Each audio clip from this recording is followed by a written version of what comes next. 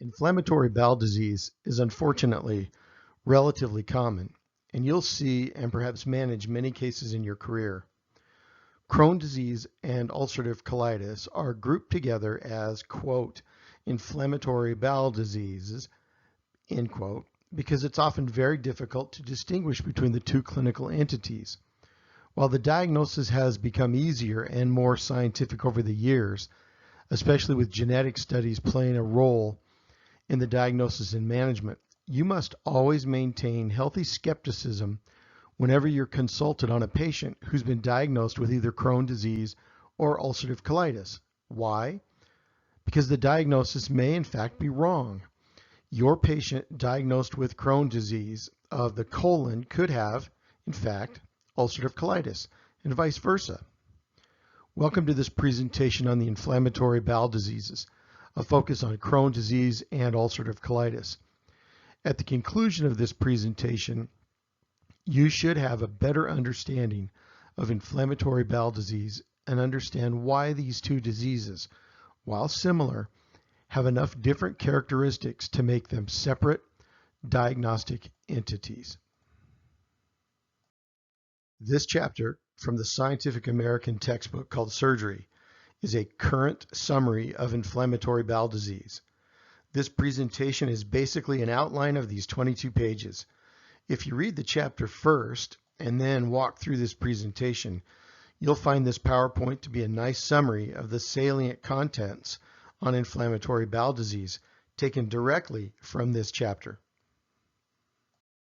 I've also provided you with 4 other articles or chapters that are not required reading. However, one of these articles is the landmark description of regional or terminal ileitis, which later became known as Crohn's disease. I've provided that paper for your perusal, and by the way, perusal means to study carefully, not to skim items. I attended medical school in New York City at the Icahn School of Medicine at Mount Sinai, known as Mount Sinai School of Medicine. It was at Mount Sinai Hospital where Crohn, Ginsburg, and Oppenheimer practiced, and in 1932 their paper made Mount Sinai the center for the study and treatment of terminal ileitis. It's fun to read these older papers to see how the data was often presented as patient cases and vague, odd descriptions, many times without photographs. The last paper by Dr. Alphys, who again, when I was a medical student, served as the chief of surgery at Mount Sinai, summarizes the history of Crohn's disease at Mount Sinai. This article too is provided for a historical perspective and is recommended but not required reading. Oh, and by the way, while it is semantics, it is actually Crohn disease and not Crohn's disease. He didn't own it, but it was named after him because his name appeared first on the paper. You'll see it printed and used both ways, but the correct version is without the apostrophe S. So remember, learning objectives are for the instructor. They are here so that we can make sure that we've hit the high marks in teaching a topic. Sure, you can use them to guide your education, but please, and I beg you, please do not use learning objectives as the end-all to your education on any topic. Learning objectives in your first and second year of medical school are only a guide to the contents of this presentation. Just because something isn't mentioned in your learning objectives doesn't mean it isn't important, and it doesn't mean it can't or won't be tested on. I've begun to include a terms list with each presentation so that we can begin to map our school's educational curriculum. What does that mean? Well, let's say another professor wants to know whether terminal ileitis has been covered. He or she can then look through our terms list and see who, when, and where the topic was covered. As far as you're concerned as the student, the terms list are sort of an index to the presentation, and you should make sure that every term here is one that you can define and understand before you move forward into other presentations about a similar topic. There's lots of terms here, and it's to your benefit to walk through them to make sure that you understand each and every term. There are a total of 3 pages of new terms that are introduced in this presentation. Use them as an index and maybe also sort of as learning objectives. But remember, because I haven't listed something here doesn't mean you may not see it. Here's the last and final page of new terms introduced during this presentation. I know there's a lot of terms, but go through each and every one to make sure that you've mastered this material. In 1932, when the three doctors from Mount Sinai presented their paper on inflammatory bowel disease, they made mention of ulcerative colitis, and it was an attempt on their part to describe what they thought was a separate clinical entity. What they came and called terminal ileitis or regional ileitis or nonspecific granulomata of the intestine, later in 1933, a year after they presented the paper, became known as Crohn's disease. The three doctors fought over and accused Crohn of putting his name on the paper first, when in fact Ginsburg felt he had done most of the work regarding the classification of the new disease. Mount Sinai would later become a world leader in gastroenterological research and Crohn's disease over the years. As we move through this presentation, you'll appreciate how Crohn's disease is not only inflammation of the terminal ileum and cecum, but an inflammatory process and an inflammatory disease with genetic basis in the entire GI tract, producing skip areas of normal healthy tissue in between areas of inflamed and sometimes narrowed or strictured disease. Many of the characteristics of Crohn's disease is like ulcerative colitis. In this presentation, we talk about similar symptoms between Crohn's disease and ulcerative colitis, the workup, the histology, and the treatment of these inflammatory bowel diseases.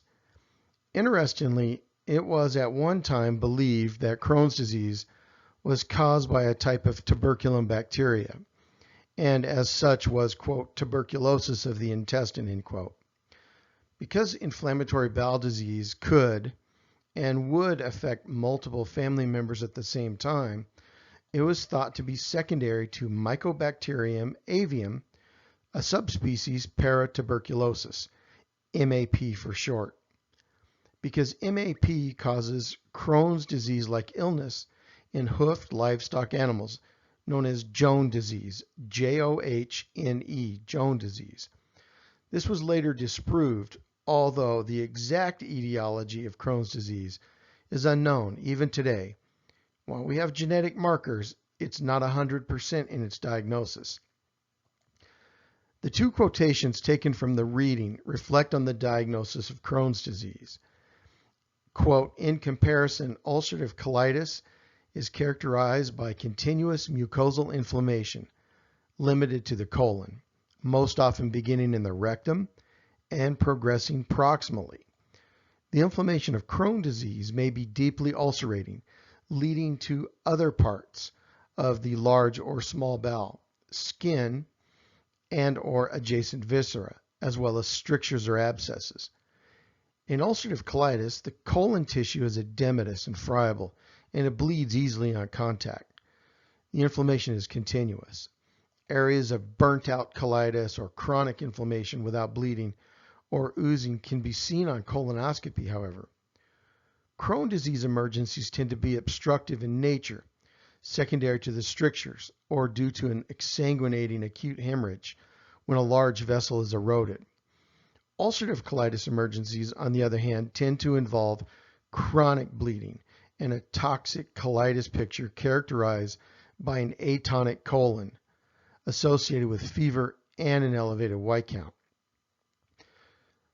President Eisenhower was operated on for obstructive symptoms secondary to his Crohn's disease. These two quotations are very important and summarize a lot of the findings.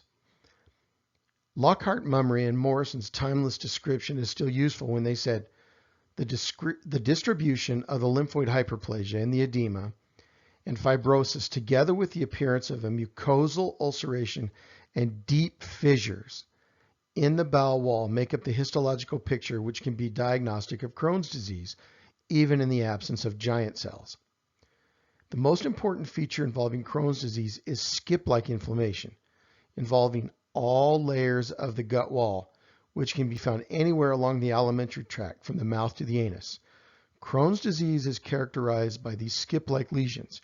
It can occur anywhere in the GI tract, the mouth as canker sores, the duodenum also as canker sores, and even through the colon and small bowel, and mostly as it was first discovered in the terminal ileum.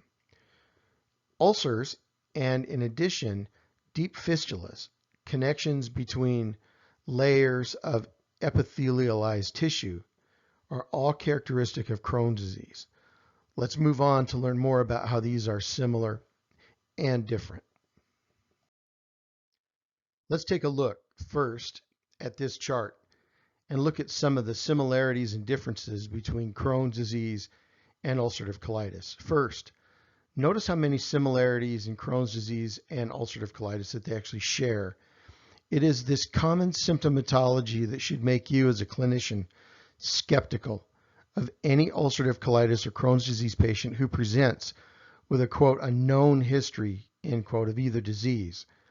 I've seen several cases where patients had their entire colon removed, where they were told they had ulcerative colitis, only to present with terminal ileitis years later, or aphthous mouth ulcers, canker sores.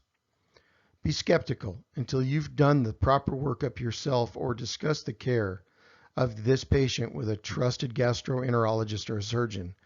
Too many patients have been told that they have ulcerative colitis when in fact they have Crohn's disease, and of course vice versa. Aphthous mouth ulcers, known as canker sores, dysphagia or difficulty swallowing secondary to upper GI ulcerations of the esophagus, and anal disease in the form of fistulas, abscesses, and fissures, or the presence of waxy skin tags, are exclusive to Crohn's disease. Now, don't you look at canker sores a little bit differently?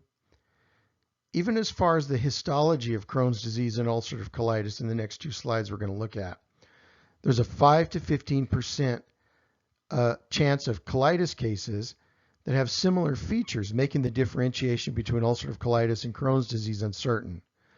These cases are termed indeterminate colitis. Because of this, performing a colectomy and hooking them back up can be a problem.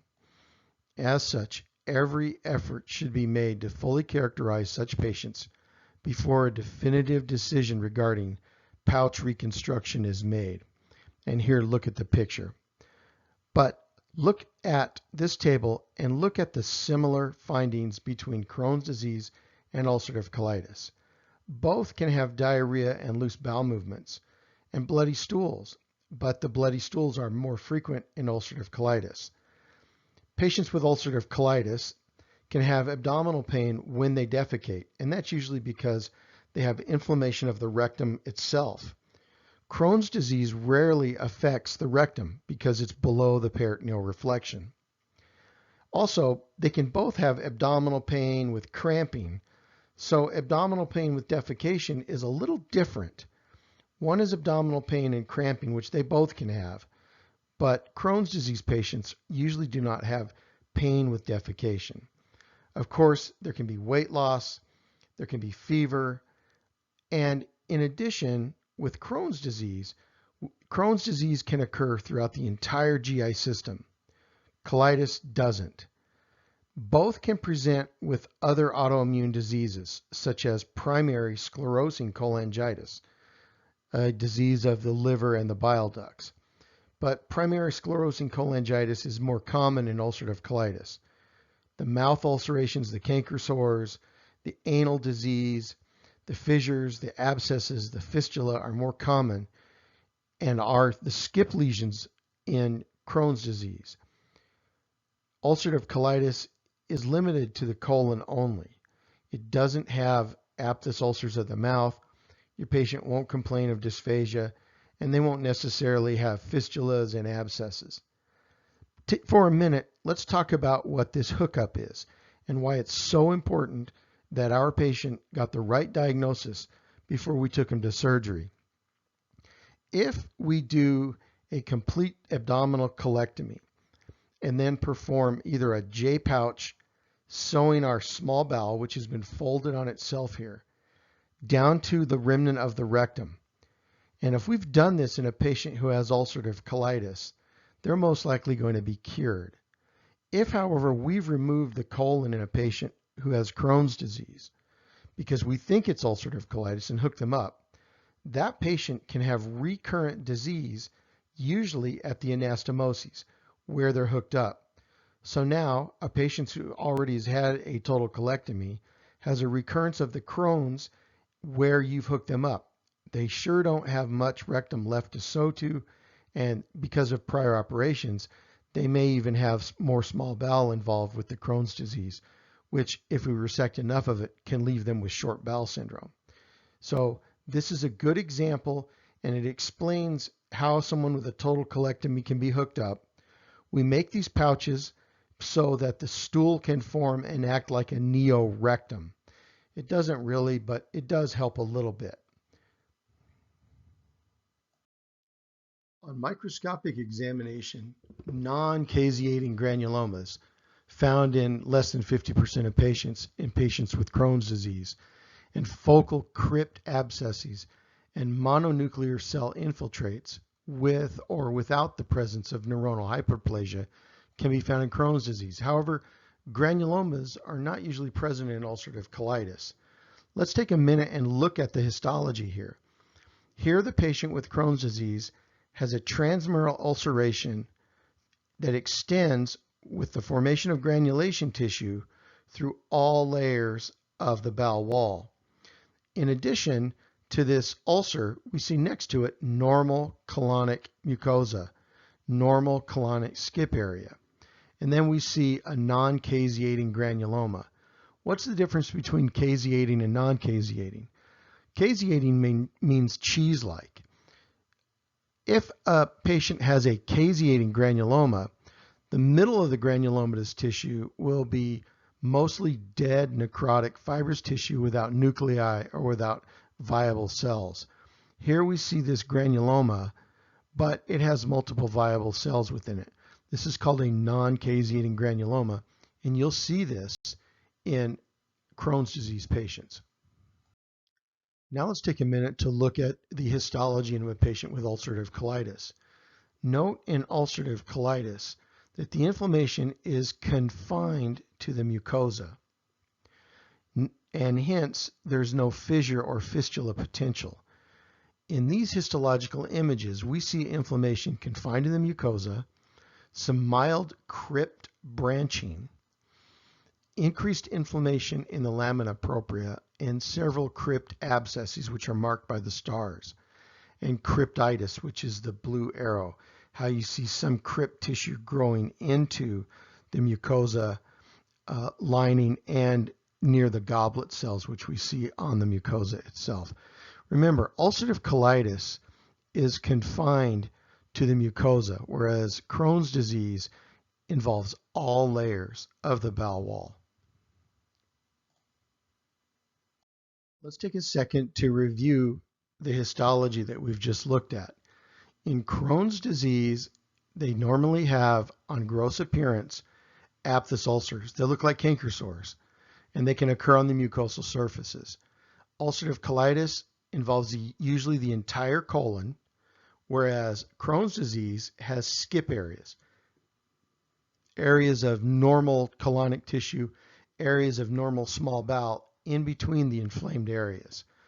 Crohn's disease is also predisposed to forming fistulas and abscesses and strictures of the small bowel and of the colon, whereas that doesn't usually happen unless a patient with ulcerative colitis really has a burned out area of the mucosa. Mostly, it's a mucosal disease with a normal serosa. That's not true with Crohn's disease. Crohn's disease is transmural. The entire bowel wall and layer is affected. Ulcerative colitis is usually limited to the mucosa. Under the microscope, we can see that on Crohn's disease, it's usually transmural with crypt abscesses and granulating tissue. We can still see some crypt abscesses with ulcerative colitis. So while an histological picture is important, It's not the only thing that we use to look at when we make the diagnosis of Crohn's disease or ulcerative colitis. So in these images, we can see many of the characteristics of Crohn's disease, namely the skip areas, strictures, and creeping fat, with full transmural thickening and ulceration in pseudopolyps. Here, for example, in the gross specimen the surgeon's holding, we can see the fat of the mesentery, and this is mesentery. This is the small bowel, of course, around here. We can see a stricture here, and the fat of the mesentery creeping over the bowel wall. We call it fat creeping. When the specimen is resected, and here we have a piece of cecum and terminal ileum, this portion is normal of terminal ileum, but this very distal part is not. It's inflamed, it has thick transmural inflammation of the entire bowel wall. We have these two pseudopolyps, which we can see in advanced cases of Crohn's disease. Pseudopolyps can also be found in ulcerative colitis. Here we see normal tissue, but inflammation transmurally with a narrowing of the lumen here, a stricture, with fat creeping all the way up over and including the bowel wall itself. Classic findings in Crohn's disease. It is this variant of Crohn's disease, the one that we see here, that was termed terminal ileitis or regional ileitis. The majority of Crohn's disease patients are diagnosed in their 20s, and patients with ulcerative colitis are usually diagnosed in their 30s. Interestingly, the incidence of inflammatory bowel disease is increasing, with the rate of Crohn's disease climbing faster than that of ulcerative colitis. Ulcerative colitis is more common than Crohn's disease in adults. However, the opposite is seen in children, with Crohn's disease being more common in children. Individuals of Jewish descent have a particularly high prevalence of documented rates of inflammatory bowel disease, at least 2 to 4 times greater than those of any other ethnic group, with individuals of the Ashkenazi Jewish descent having the highest risk of all of the Jewish groups. Now let's take a look at what a gross specimen of ulcerative colitis looks like. So in this image of a gross pathological specimen obtained from a patient with ulcerative colitis, we can see what's called pancolitis. The entire colon is involved in the inflammatory process. And here on the right, this colon is closer to being what we call burned out, more chronic disease on top of acute disease. This is what's called pancolitis. Hemorrhage, ulceration, and pseudopolyps, remember, and those are also seen in Crohn's disease, can be seen. If you look carefully, you can see the pseudopolyps, multiple tiny, small pseudopolyps over the mucosa. And we notice that in this disease, it's just the mucosa that's affected. It doesn't clearly show it here, but this fat is not inflamed, but the mucosa is completely inflamed here. This is a difference between a gross specimen with ulcerative colitis versus Crohn's colitis. The diagnosis of ulcerative colitis can often be made on imaging studies of the colon. So in this contrast image, we can see normal haustra here. And if you remember your anatomy, these muscular indentations within the colon are called haustra. So here's a haustra, here's another haustra, here's one. This is barium inside the colon. But you can see beginning in the descending colon, we don't see any haustra. No haustra here. This is what we call a lead pipe or a stovepipe appearance in a patient who has burned out ulcerative colitis. This is fairly pathognomonic of ulcerative colitis. So when we're faced with a patient who presents with those common physical exam findings of crampy abdominal pain, diarrhea, blood in the stool, and we think they may have Crohn's disease or ulcerative colitis, what will our workup consist of? Well, we're first going to get a complete blood count, and we're going to inspect it to look whether we have acute blood loss, such as in a microcytic anemia. We look at the MCV to determine this. Or if they have a macrocytic anemia, a vitamin B12 deficiency makes for large red blood cells. Macrocytic anemia will have large red blood cells. Microcytic anemia will have small red blood cells. In patients who've had previous Crohn's disease surgery or who've had terminal ileitis, they've had their terminal ileum resected. That's where vitamin B12 is absorbed. If you take vitamin B12 in your diet, there's a chemical in the stomach called the intrinsic factor. Intrinsic factor binds with vitamin B12, and then it releases it in the terminal ileum, and vitamin B12 is absorbed there. In a patient who has Crohn's disease or who had terminal ileitis and had their terminal ileum removed, they're going to be deficient in vitamin B12 and subsequently will have an elevated MCV, something we call a macrocytic anemia. Both patients could present with elevated white counts. We also know that primary sclerosing cholangitis can occur in either Crohn's disease or ulcerative colitis, although it's more common in ulcerative colitis. In those patients, the AST and ALT, the liver function enzymes, will be elevated. Bilirubin will be elevated in advanced cases of primary sclerosing cholangitis. And then we can use markers such as the albumin, transferrin levels, or prealbumin to assess for nutritional status. The best test for nutritional status is our prealbumin of those three listed. Inflammatory markers such as C-reactive protein and the ESR can also be used. The C-reactive protein is more commonly elevated in Crohn's disease. That's easier to remember because they both start with C. And the ESR, the erythrocyte sedimentation rate, is more commonly elevated in ulcerative colitis. Some serum antibodies, such as the p-ANCA, the perinuclear anti-neutrophil cytoplasmic antibody, is more commonly elevated in ulcerative colitis, the p-ANCA. And the ASCA, known as the anti-Saccharomyces cerevisiae antibody, is more commonly elevated in Crohn's disease. Keep these in mind when you're doing your blood tests and your workup for a patient with inflammatory bowel disease. What else can we do in the workup of our patient with inflammatory bowel disease? We can do imaging via a CAT scan or an MRI, CT enterography, where a patient drinks oral gastrografin and uses intravenous hypake, and thin CT slices are taken through the small bowel and the abdomen region to show us whether there are strictures present in the small bowel or transmural inflammation of small bowel.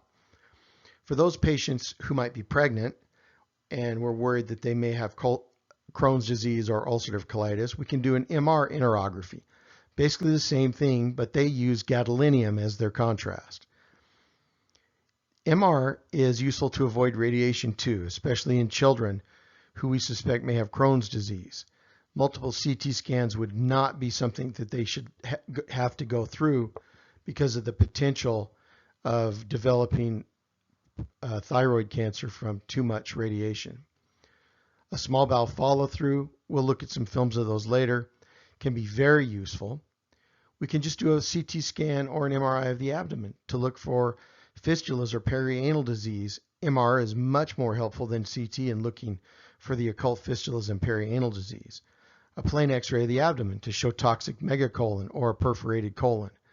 Of course, an upper GI endoscopy, also known as an EGD. EGD stands for esophagogastroduodenoscopy. And a colonoscopy with biopsy.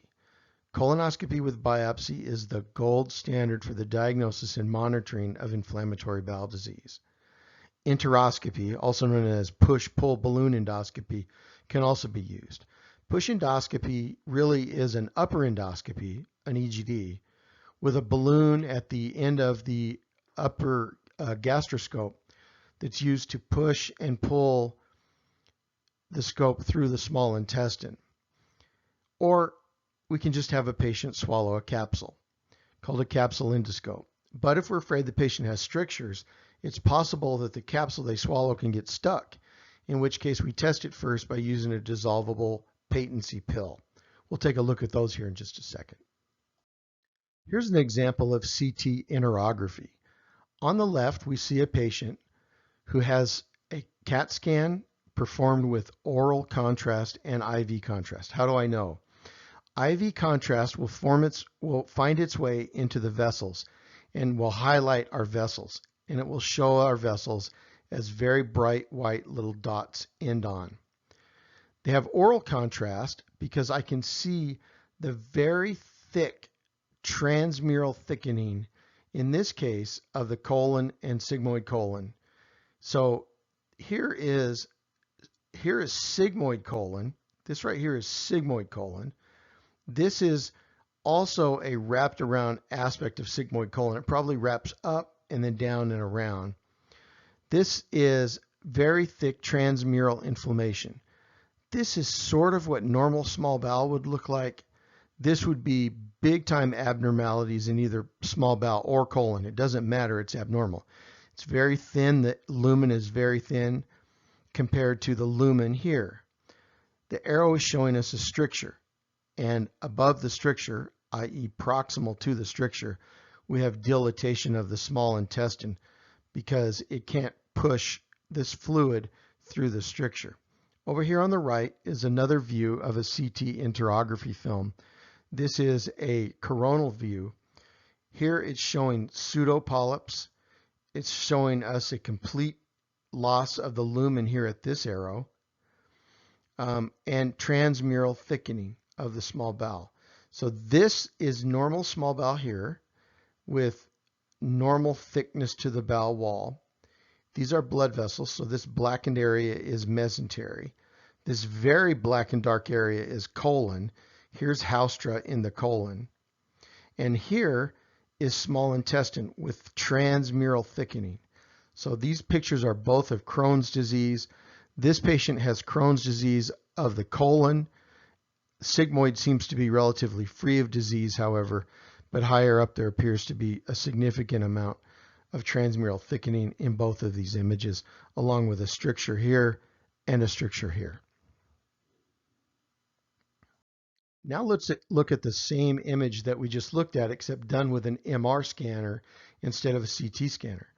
MR uses magnetism, CT uses radiographs or X-rays.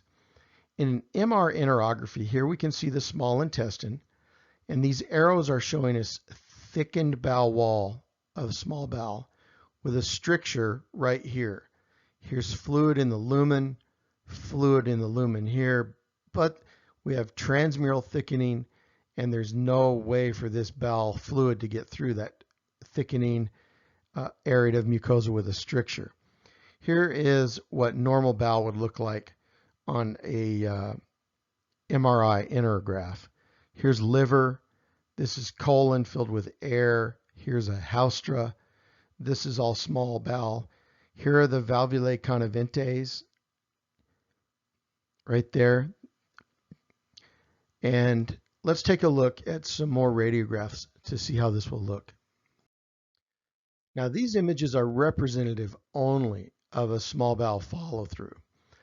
In the complete series of radiographs of a small bowel follow-through, what we would see first are images of the patient swallowing the contrast, which is a barium sulfate or sort of a thick 7-Up type liquid that has a very bitter taste. It's called gastrographin, and it's radio-opaque because it contains iodine. Then we take images at 0 minutes, 1 minute, 2 minutes, 5 minutes, 10 minutes, and then we double it, 10 to 20 minutes, 20 to 40 minutes, and then at an hour, 2 hours, 4 hours, 16 hours, and 24 hours, or some other similar time frame that your hospital uses. The way that we know that we're truly finished is when the contrast has made its way all the way through the small bowel and into the cecum.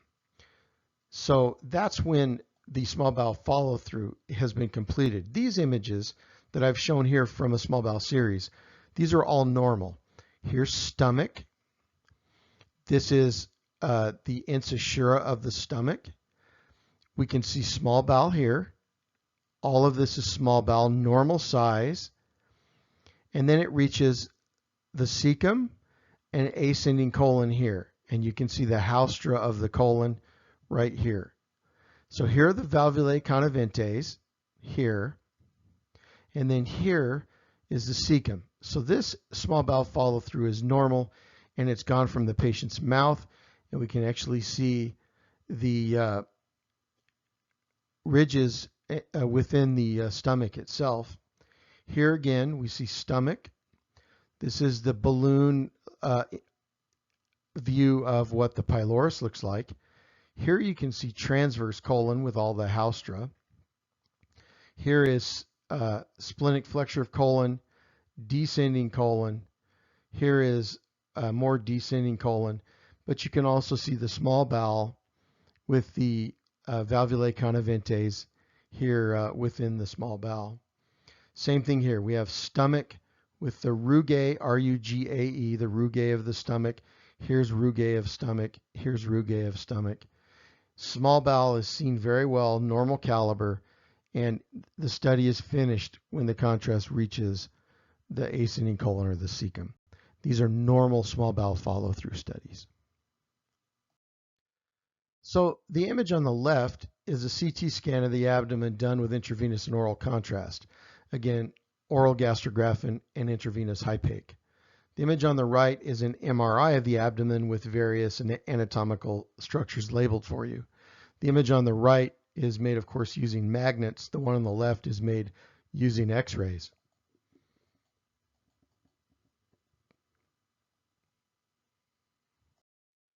Plain films are actually very useful in any patient who presents to the emergency room. They're cheap, they can be done quickly, and you can get a lot of information. For example, in this plain film here in the center, we see air within the entire colon and a lot of air in the small bowel. And you may not know this, but air in the small bowel is generally considered abnormal. But here we have a large colon, and at operation we see a large dilated colon that pops out. Here's an example of a plain film of a patient who has ulcerative colitis. They have the stovepipe lack of haustra in the transverse colon and the descending colon. Here is normal ascending colon. You can see the haustra here, little lines that go here. These are haustra. Here's haustra, haustra. Here there's none. So this is a classic picture of ulcerative colitis. And this I took from Facebook. They say, and it was labeled as being a toxic megacolon in a patient with ulcerative colitis. Now notice, the outside of the colon looks normal because ulcerative colitis only affects the mucosa. If this was Crohn's disease, we would see fat creeping. The fat would be growing up onto the colon, but we don't see that here. I'm skeptical that this is from a human being. I'm thinking this is probably from a horse, but it was labeled as being from a human, and they had pictures associated with it along with documentation saying that it was removed during operation for a human being. If that's true, this is the most impressive toxic megacolon I have ever seen.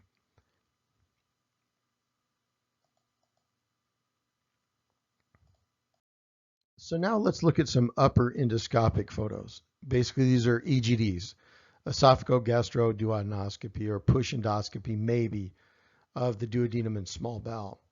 Note the aphthous ulcerations, basically these canker sore-like lesions within the duodenum. So we're looking from the patient's mouth down into the duodenum. Notice these canker sores. This is classic for duodenal Crohn's disease.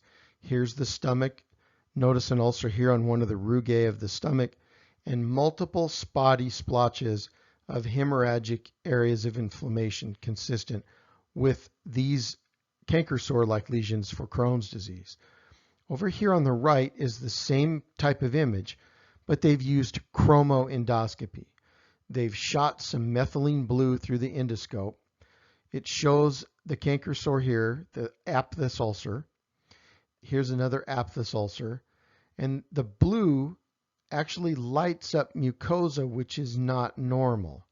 So this is normal mucosa down here, but here is a canker sore and aphthous ulcer, and this doesn't look healthy. Under blue, methylene blue dye, we begin to see some abnormal looking mucosa. Why do we use methylene blue dye? Because we can't see it with the eyeball, but when we squirt dye on it, we can see some of the abnormalities in the inflammation of the mucosa. And here we see pseudopolyps within the duodenum. Pseudopolyps, if you remember, can be seen in Crohn's disease and ulcerative colitis. But the fact that this patient has pseudopolyps with aphthous ulcers in the duodenum is highly suggestive that this patient is suffering from Crohn's disease of the upper GI tract. All of these images were taken using colonoscopy. The images are labeled to demonstrate the appearance of Crohn's disease versus ulcerative colitis. In extreme cases of Crohn's disease, it can look like ulcerative colitis.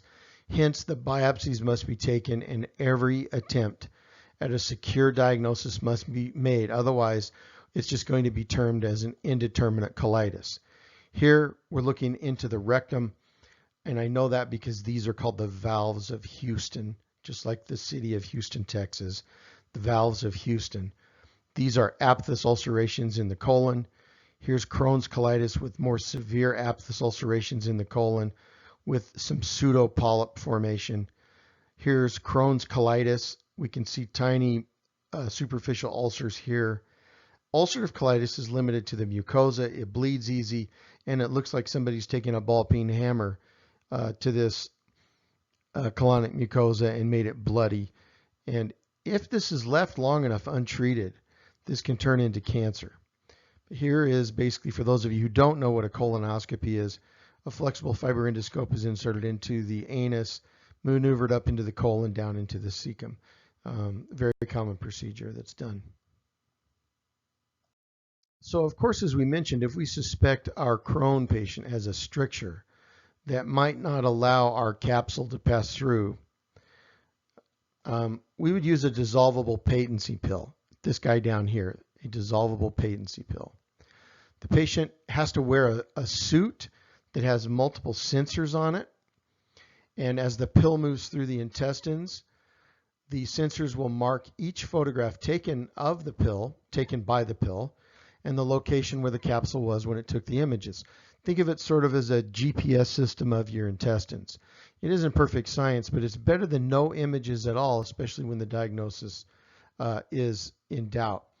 It's also less dangerous than push endoscopy, swallowing one of these pills, assuming there's no stricture, and it will just be evacuated in the toilet. But if we can't get down to see if there are aphthous ulcerations in the small bowel or why a patient has a narrowing in the small bowel, is it a cancer or is it Crohn's disease? And we may not have the ability to do this push endoscopy through the entire small bowel. Very few facilities actually offer that. Then we're going to use a capsule endoscope to take these images. But the dissolvable pill might be tried if we think that based on an upper GI series and small bowel follow-through, there's a stricture and that our pill might get stuck. We'll have the patient use one of these dissolvable pills. Well, you knew this would come up sooner than later. What about the microbiome and people who smoke? Well, we know that both patients who suffer from Crohn's disease and ulcerative colitis improve with diversion of the fecal stream. In other words, if we give all of these patients ileostomies, the disease in the colon gets better. This suggests that somehow the contents of the feces or of the small bowel effluent can have some role in precipitating and causing the illness. Smoking is the environmental risk factor that carries the highest risk of developing inflammatory bowel disease. Former or current smokers have a decreased risk of ulcerative colitis, but an increased risk of Crohn's disease. So if you smoke or used to smoke, you have a higher chance of getting Crohn's disease. But in ulcerative colitis patients, smoking is correlated with less disease incidence, decreased medication requirements, and lower hospital rate. But I'd like to remind you that patients who smoke cigarettes are often at risk for developing atherosclerotic disease of all of their blood vessels, and they get something called ischemic colitis. So take your pick, Crohn's disease or ischemic colitis. How about neither? So don't smoke. So I would recommend that you don't take up smoking to decrease your risk of ulcerative colitis because it's associated with so many more evil diseases. But this is important to remember that smoking is the environmental risk factor that carries the highest risk of developing inflammatory bowel disease. Now, we just learned that the highest risk to develop inflammatory bowel disease, at least of the environmental factors, is smoking. But what about genetic risk factors? The number one risk factor for the development of inflammatory bowel disease is the presence of a family member with inflammatory bowel disease. An individual incurs 17 times the normal population risk if a sibling has inflammatory bowel disease. One more time. An individual has 17 times the normal population risk if you have a first-degree relative or a brother or sister who has inflammatory bowel disease. So just looking at how we can use that information, the nice thing is these genetic markers are helpful if we know they're present at birth. Imagine if you knew when you were born that you were already at an increased risk, genetically speaking, for inflammatory bowel disease. Maybe by the time you're in your 20s or 30s, before you develop the disease and experience a higher risk of cancer, you might want to be put on a medication or have your colon removed. Also, genetic studies are relatively easy to obtain. They're getting cheaper, and they can be done non-invasively, like swabbing your cheek with a cotton ball. So as we move on, we'll see how the genetic markers play a more important role in the diagnosis of this disease. Let's take a look at what this chart is telling us about the genetic and demographic factors affecting our inflammatory bowel disease risk. So if we're a twin and we are a monozygotic twin is affected, then I have a 37 to 50% chance of getting inflammatory bowel disease. If I have just a first-degree relative affected, yes, I have 17 times risk over my other family members of getting the disease, but overall the risk is still high at 3.3 times. It's still high. If I'm Jewish, 6.6 times the risk of normal population. A dizygotic twin, only 7 to 10 times. If I have two family members that are infected, that's even worse than if my dizygotic twin is affected. I have a 30% chance. But if you're a monozygotic twin, that is if you're identical twins, 37 to 50% chance. Dizygotic twins, 7 to 10% chance. And if you're white with one first-degree relative affected, you got a 3.3 times normal population chance of getting the disease. Don't confuse the 17 times risk factor with the 3.3 overall percent risk. They're saying different things, but the take-home point is you still have a higher risk. By no means should you attempt to memorize this chart. Some of the genes mapped to these loci are associated with Crohn's disease, others with ulcerative colitis, and some with both, confirming the two diseases overlap and yet distinct pathological and clinical features occur. Several gene associations are shared between inflammatory bowel disease and other autoimmune-related diseases, such as rheumatoid arthritis and multiple sclerosis, and even leprosy. Although several inflammatory bowel-associated genes are found in the pathway to disease, the three that play the greatest role, and thus are the most commonly known, are NOD2, NOD2, ATG16L1, and IRGM. So IRGM, node 2 is here somewhere. I found it earlier. But don't memorize this. Just know that there are genes affiliated with ulcerative colitis, genes that are specific for Crohn's disease, and then there are genes where we see an association with both diseases. Don't memorize these. I'll never ask you the names of those genes. I'll never ask you that. Okay, so we've talked about the presentation of Crohn's disease, how we would diagnose it with blood work, what kind of radiographs we could use to diagnose it, what kind of imaging or colonoscopic endoscopy imaging we could use. We've looked at some genetic factors that are relevant to both. Now what about the treatment of the disease? Well, let's look at this triangle. Most patients will start out with topical corticosteroids. Antibiotics, although we'll learn later that that's not really a good choice today. 5-ASA aminosalicylates are often the initial mainstay therapy. If these don't work, we move up the pyramid and we change them from topical corticosteroids to oral corticosteroids and eventually IV steroids as we move up. If they do not respond to the immunomodulators, such as cyclosporine or methotrexate or hydrocortisone or prednisone, then we move them up to the biologics such as infliximab, also known as Remicade, and an anti-integrin drug called natalizumab. If these fail, they're going to have surgery. They're considered refractory to treatment, and they're going to end up needing some type of operation to alleviate their bowel obstruction or to stop the bleeding or perhaps even decrease their risk of getting cancer. We'll learn in just a minute that cyclosporine is a bit of an evil drug and should only be used in a hospital that has the ability to monitor the levels of cyclosporine. This is a drug used in transplant recipients. Very strong immunosuppressant, as is methotrexate. And prednisone, which is an oral steroid, has the highest incidence of mortality of the steroids when it's used with patients. So we can use steroids, but it's kind of frowned upon now.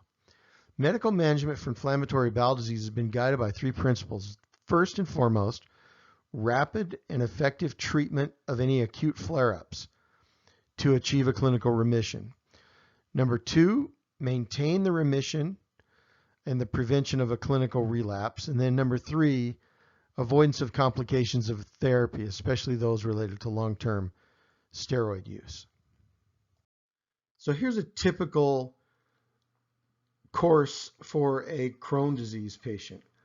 They initially start with crampy abdominal pain, maybe diarrhea, bloody mucus in the stools. They're diagnosed. They're placed initially on perhaps topical steroids. They have a flare-up. Then they are put on remissive drugs. They experience another flare-up. They're put back on steroids or perhaps an immunomodulator such as cyclosporine or methotrexate. They have another remission, but this is the time where they begin to develop transmural thickening in Crohn's disease, resulting in strictures. If they have a stricture and have a bowel obstruction, surgery is going to be required. Then they have surgery. They experience another flare-up. They're then again put on steroids or not, or directly promoted to cyclosporine or methotrexate, or if they develop fistulas, they're put on a drug like Remicade, infliximab. Remicade is approved by the FDA in the treatment of fistulas or abscesses and truly is a impressive monoclonal antibody drug. But this is fairly typical. The problem with having multiple surgeries is that the patient can develop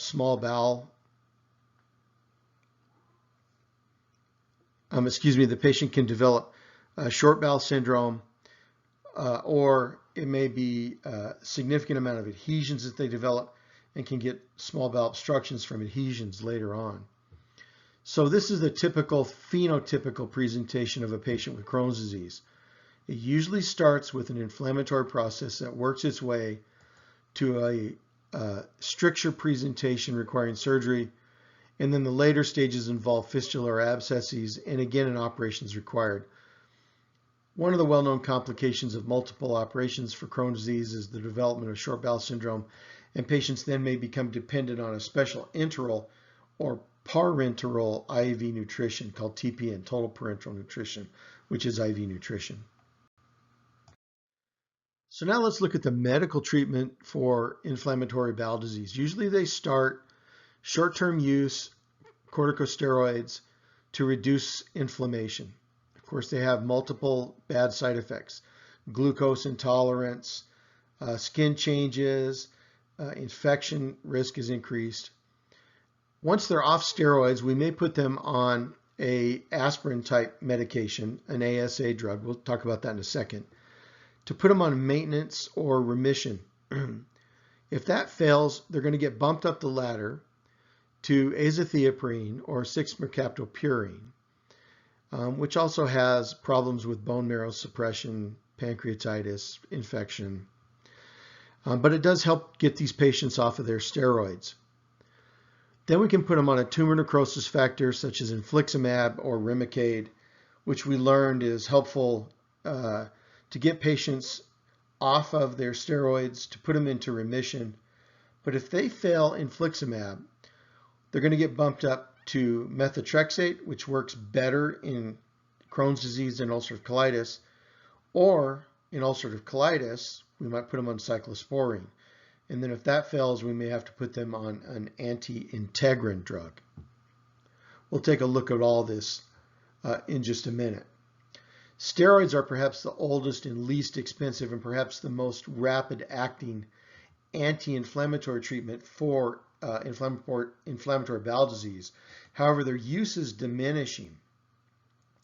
In the hospitalized patient, we're more likely to use IV steroids, and they typically remain the first line approach for those who do choose to not have surgery, although some patients will respond within 5 days. If they don't respond within 5 days, they should probably have an operation or be switched to an alternative therapy such as cyclosporine or Remicade. But pay attention to those efficacy modes I've highlighted. Steroids are still useful, or the reduction of acute inflammation, but once the initial inflammatory stage has quiesced, consider using a 5-ASA for the maintenance of the remission. For long-term remission, the use of 6-mercaptopurine or azathioprine is useful.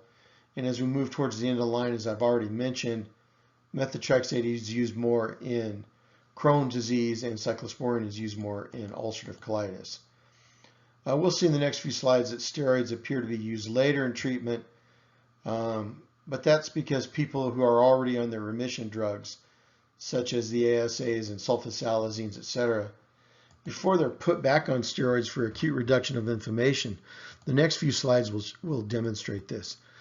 Prednisone was the only Crohn's disease medication found to be associated with an increased risk of mortality after adjusting for other potential confounding factors.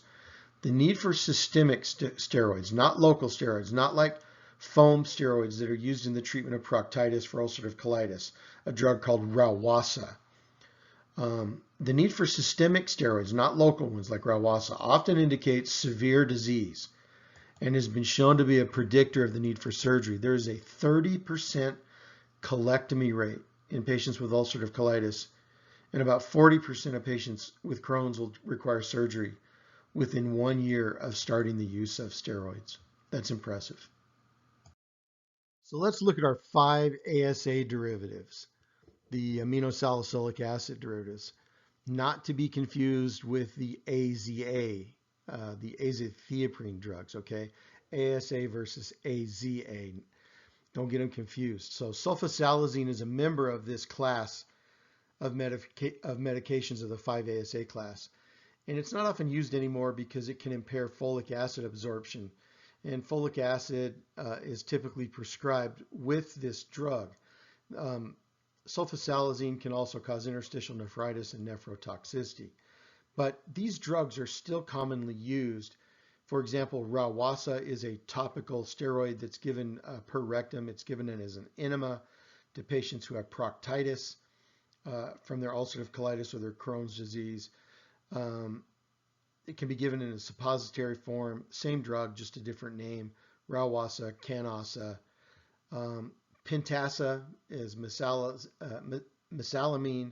It's an oral prep, and it works in the small bowel. So we know we're mostly going to give these drugs, Pentasa, in somebody who has inflammatory bowel disease affecting the upper GI tract. Whereas, notice this drug here, Colizol, works in the colon only. Helps that they named the drug Colizol so we can remember that. So probably useful in ulcerative colitis and Crohn's colitis if we need to. So now let's look at the AZA derivatives, the 6-mercaptopurines and the azathioprine. Traditionally, These agents have been reserved for the prevention of a clinical response or cases of patients who are dependent on their steroids. The azathioprine as monotherapy alone is controversial. Using azathioprine with a drug like Remicade, however, has shown in Crohn's disease it's possible to achieve a steroid-free remission. It's being tested and used in ulcerative colitis patients, but the version is still out to lunch. Prior to initiating these drugs, either the azathioprine or 6-mercaptopurines, they recommend that you check a level of thioprine S-methyltransferase. Low levels can apparently result in a rapid onset and severe leukopenia. They mentioned that only 0.3% of patients have a level low enough to worry about, but nevertheless, prior to initiating azathioprine or 6-mercaptopurines and getting your patient off of steroids and mixing it with Remicade, that you check this TPMT enzyme to make sure your patients won't develop a leukopenia. Interestingly, azathioprine, 6-mercaptopurine are also have a higher risk at greater than 5 years of usage of developing non-melanoma skin cancers and also lymphomas. Interestingly, a lot of patients who have transplants and are on immunosuppressive drugs such as cyclosporine have a tendency to develop lymphomas, very common in immunocompromised patients. So we've spoken about steroids, we've spoken about azathioprine, 6-mercaptopurines. Let's talk about the other drugs that can be used. Methotrexate, which is an anti-folate drug. It's more useful in Crohn's than it is ulcerative colitis. And it's usually reserved for those people who are intolerant to the use of the tumor necrosis factor drugs like Remicade. Now, methotrexate needs to also be given with folic acid because the patient will develop a deficiency of folic acid and could result in a megaloblastic anemia. Cyclosporine is an immunosuppressant drug used only in the failure of IV steroids.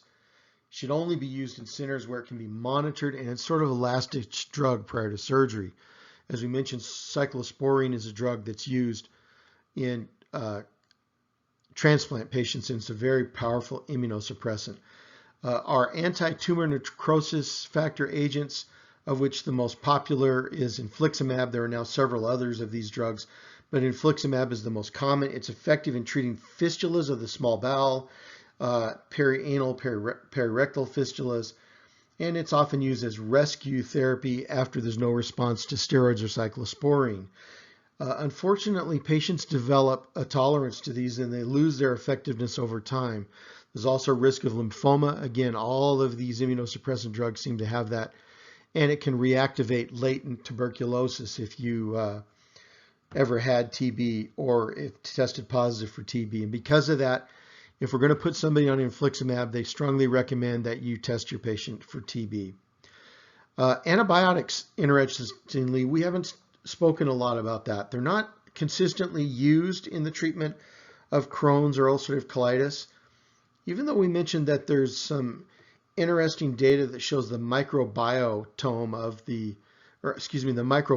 of the bowel is related somehow to the cause of these diseases. Using antibiotics really have shown no benefit for patients unless they develop something like Clostridium difficile colitis.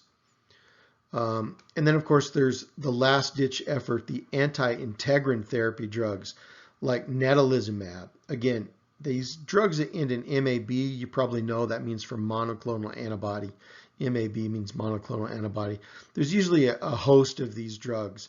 Just like infliximab is a monoclonal antibody, but it's an anti-tumor necrosis factor agent, whereas this monoclonal antibody goes against integrin. It was approved as monotherapy in Crohn's, but not ulcerative colitis, and it's limited to patients who have severe Crohn's.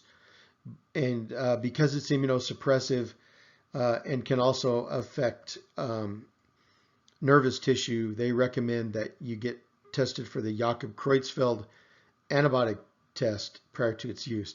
And interestingly, that transfers into Jakob-Creutzfeldt's disease for those of you who can speak German or not.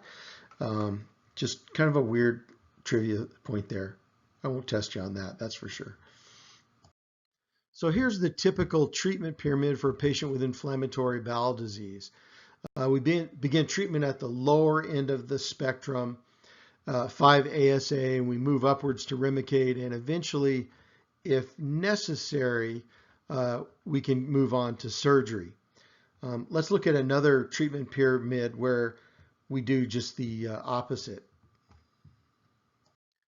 So you're going to meet many gastroenterologists who will start at the bottom and give the patient ASA derivatives such as mesalamine that we spoke about, and work their way up through steroids. Some will just skip steroids and go straight to the azathioprines or the 6-mercaptopurines. If they don't work, then they move them up to Remicade, and then if those don't work, they'll move them up to the anti-integrin drugs or recommend surgery, where there's those gastroenterologists who basically skip all this and start right with a powerful drug like Remicade. And if that doesn't work, they'll actually go backwards and try them on azathioprine and then steroids and then ASA, and then if they fail all those, surgery. In my experience, the one on the right here, the bottom up, is the one that I've seen most commonly employed by the gastroenterologist. And surprisingly, it used to be that patients with Crohn's disease and ulcerative colitis were coming to surgery all the time. That is not the case anymore. Surgery is not that commonly performed on patients with Crohn's disease or ulcerative colitis unless they present with an obstruction right away, such as President Eisenhower, or if they present with toxic megacolon or perforation. Now, we do know that there is a risk of developing colorectal cancer in patients with inflammatory bowel disease. Any type of inflammation is a known risk factor for the development of cancer. There you go. Inflammation is a known risk factor for the development of cancer. 15% of inflammatory bowel patients die from colorectal cancer every year. And interestingly, I was always taught ulcerative colitis carries a much higher risk of developing colorectal cancer. But this chapter, which is current, indicated that there's little research that's actually been done in that area to support that statement. And it has been done with a lot of small studies with conflicting results. Some say that patients with ulcerative colitis do get colorectal cancer and others don't. I'm going to stick with the belief that long-term ulcerative colitis can result in colorectal cancer. The other thing that is interesting is surgical genetics, and I'll show a slide of that here coming up. Post-ileocolectomy recurrence of Crohn's disease. Just like I showed you how that ileocolectomy is then hooked up as a ileoanal pouch. So those patients who've had that procedure done, recurrence occurs in 60% of those patients within 5 years of surgery. Can you imagine taking out somebody's colon for Crohn's disease, and then the Crohn's disease recurs where you hooked them up again? They get pouchitis. They're often put on antibiotics for a long time. They end up usually with an ileostomy, a permanent stoma, in up to 15% of those cases, which I think is pretty small considering the number of people that end up with a recurrence. The most common Crohn's disease recurrence, of course, is at the anastomosis where we hook them up. So this is a ileostomy. This is a patient, probably looks like a female, who has taken off her bag, plastic bag, to show you how the terminal ileum or a piece of ileum is actually brought out through the small bowel. These patients are at very high risk of getting dehydrated because most of the stool and effluent that comes out of an ileostomy is liquid.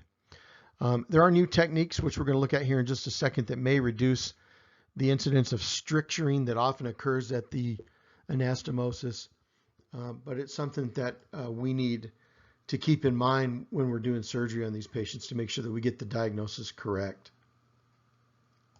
Okay, guys, so here we go again. Lots of genes that can be seen in patients who have Crohn's disease, ulcerative colitis, or those that have colorectal cancer. So let's look first at the one that I mentioned here, G16L1. This is associated with ileal Crohn's disease as opposed to Crohn's disease of the colon. And if patients have it in ulcerative colitis, they get pouchitis. So depending on the gene, if we actually know what gene they have, let's look at NOD2, which we mentioned as a high frequent performer. The patients who have this have poor antibiotic responses to anal disease and Crohn's. They're at high risk for repeat ileocolectomies, stricturing, pouchitis, chronic pouchitis. So this is a bad player if you have this one. Don't memorize these, please, people. Don't memorize these. Just know the different genes are affected with different diseases and with different symptoms of different diseases. This is why we call them the surgically relevant genes. So are we at the point where we can individualize medical treatment for our patients? Can we do genetic studies that will help us subclassify our patients based on their genotype and, as we saw earlier, based on a phenotype? Can we predict their response to medical treatment and the postoperative outcomes, their recurrence rates, their failures, their pouchitis, their strictures? And then can we identify patients destined to progress to colorectal cancer? I would argue that it's coming to that, but I would never make these decisions as a surgeon or clinician. I honestly would send these patients to a geneticist to have them interpret these markers for me. I'm not good enough to do it myself. And it's a relatively new area of trying to use genetics to predict a patient's response to treatment and whether or not they'll end up in the operating room. So here is one of the ways that surgeons have devised to prevent or at least decrease the risk of strictures at the anastomoses. Here's a patient who has a stricture in their small bowel. So obviously we're talking about Crohn's disease. We staple across the bowel that's affected by the stricture. We take it out. Normally we would staple this side to this side. But what they've suggested here is that we sew the two ends together, make a longitudinal incision along the small bowel, and then we sew them so that point A here in the middle is sewn to point A here. Point B at the lower aspect middle is sewn here, so that we get a wider opening when we sew these together and can, at least if it doesn't reduce the risk of Crohn's disease reoccurring at our anastomosis, we've made a bigger anastomosis and hopefully at least it won't stricture. We didn't do this when I was a resident. We didn't do this when I was in practice. I'm skeptical of this, and I'd have to wait for the studies to see if this actually works. It doesn't look like it does anything different than a stapled anastomosis to me would do. But nobody asked my opinion, but I gave it to you anyways. So we've spoken about the patient who gets hospitalized with Crohn's disease, how we start them on steroids. Here's what we do to the hospitalized patient who comes with an acute exacerbation of ulcerative colitis. We're going to draw all the bloods on them. We're going to make sure they're not anemic or that they don't have a microcytic anemia or a macrocytic anemia. We're going to give them steroids. We're going to give them 2 to 3 to 4 days to see if they respond to our steroids. If they don't, we're going to give them cyclosporine or Remicade. And if there's no response to those drugs in 4 or 5 days, we might end up taking out their colon. But if we give them steroids and they do respond, we're going to switch them over to Remicade or azathioprine or 6-mercaptopurine on maintenance therapy. Make sure they get follow-up colonoscopies with biopsies for colorectal cancer surveillance and to get close follow-up to make sure that they don't get another recurrence. So this completes the presentation on inflammatory bowel disease. If you have any questions, please feel free to email me. I won't ask you to memorize any of those specific genes, but I do want you to know in general the differences between ulcerative colitis, Crohn's disease, their treatments, their presentations, their radiographic appearances, etc. And make sure that you know those terms list. I hope you enjoyed the presentation, and I'm always here if you have questions. Thank you very much for listening.